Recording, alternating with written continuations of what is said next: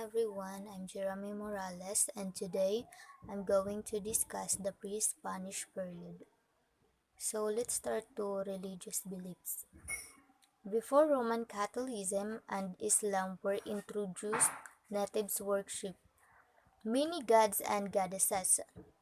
Bathala, supreme being; Hidayanali, god of agriculture; Sidapa, god of death; Agni, god of fire; Balangaw, god of rainbow; Mandarangan, god of war; Lalahon, god of harvest; Siginarugan, god of hell.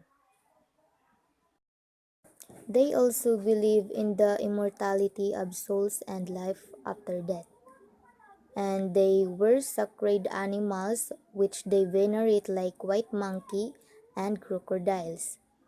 There were also sacred places and sacred trees which nobody was allowed to cut down. And they also worshipped the sun and the moon. And last is regular sacrifices and prayers were offered to placate deities and spirits, and reward and punishment after death was dependent upon behavior in this life. And next is superstitious beliefs. The natives believes in aswang or witch.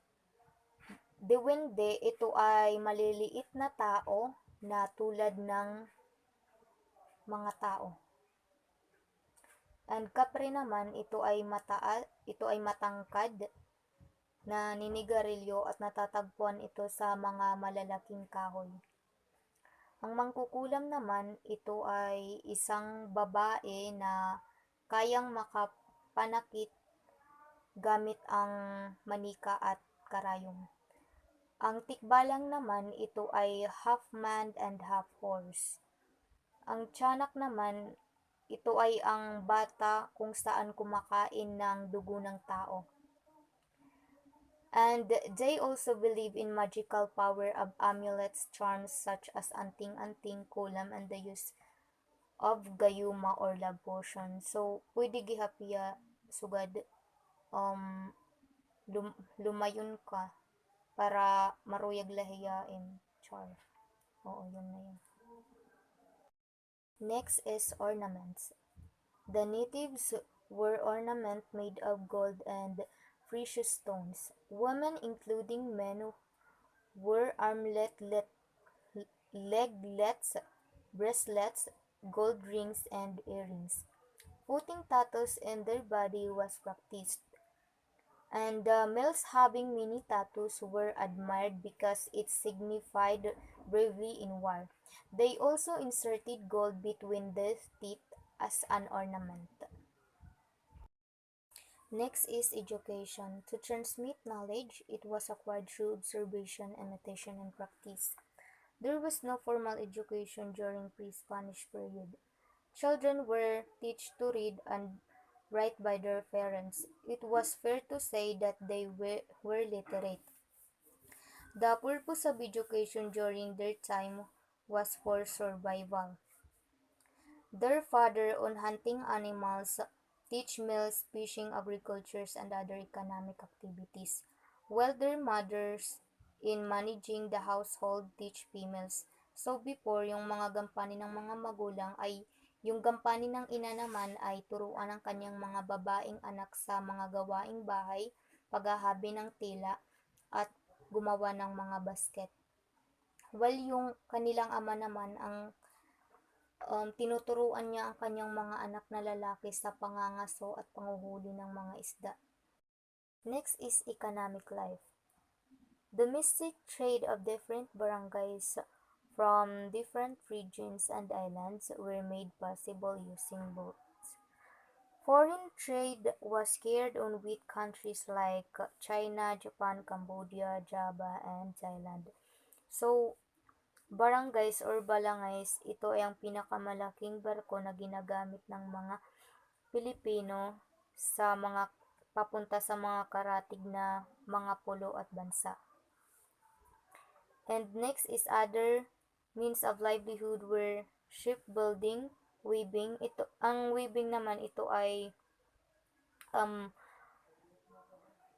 paghahabi ng mga, pag gumagawa ng mga baskets gamit ang abaka. Poultry raising, mining, weaving, and lumbering. Next is music. Natives were without a doubt music lovers. Each community had their own sets of musical instruments. In the account of Pigapita, the official historian of Magellan expedition, women from Cebu were harmlessly playing.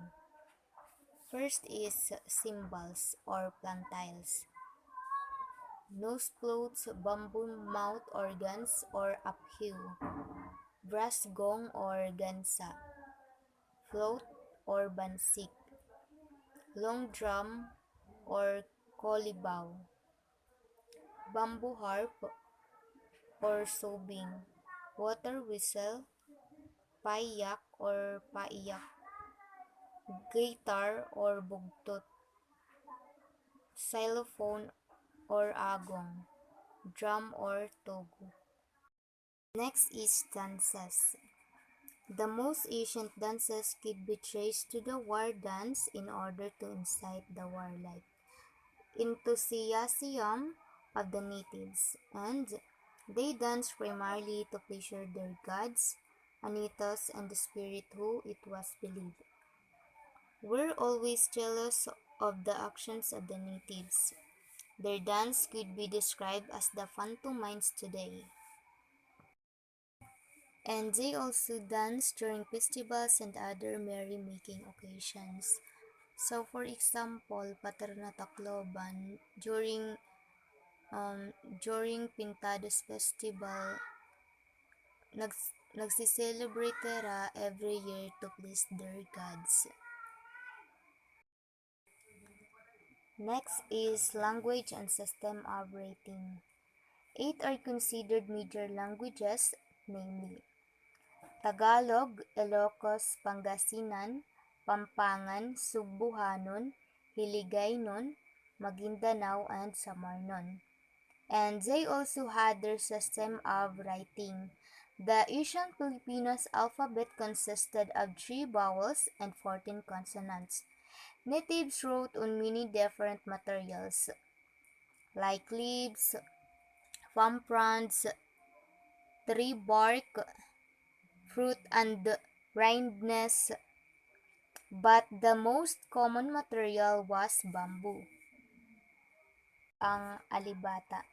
Ang baybayin ay ang pinakalumang wika sa Pilipinas. Ang baybayin ay naging alibata. Ang mga sagisag ay mga pantig sa Tagalog. Pinalitan lamang ng mga Kastila ang alibata sa Latinang alpabeto o litera nang dumating sila. So kung napapansin natin, ang alibata ay ito ay ang unang ginagamit na wika ng mga tao noon sa Pilipinas. Last is literature. The early form of literature during pre-Spanish period was classified into written or oral. Examples of oral literature consisted of bugtong or riddles, boat song or talindaw, victory songs, tagumpay, lullaby or oyayi, wedding songs, ihiman, and war songs or kumindangan, etc. Examples of written literatures are Biag ni Lamang and Indarapatra at Sulaiman and Bida Sari and Handyong. So that's all. Thank you.